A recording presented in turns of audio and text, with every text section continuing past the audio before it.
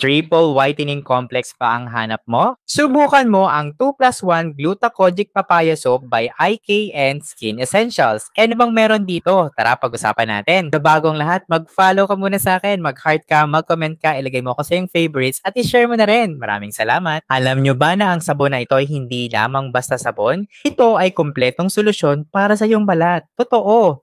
Grabe, super ang bango talaga. Alam niyo ba na sa bawat piraso ng sabon na ito ay mayroon tayong 135 grams na acne body care at body wash whitening na tiyak na makakatulong sa iyo upang magkaroon ka ng mas maliwanag at mas makinis na balat. Totoo! Alam niyo rin ba na ang mga sangkap nito ay pinagsama-sama upang magbigay ng nourishment, brightness, at glow sa iyong balat. Totoo! Bukod dito, ang 2 plus 1 Glutacogic Papaya Soap ay may anti-aging properties din. Kaya naman hindi lamang ito nakakatulong pagpapaputi ng iyong balat, kung hindi pati na rin sa pagpapanatili ng kabataan ng iyong balat. Totoo! Alam niyo rin ba na ang isa sa pinakakahanga-hangang aspeto ng sabon na ito?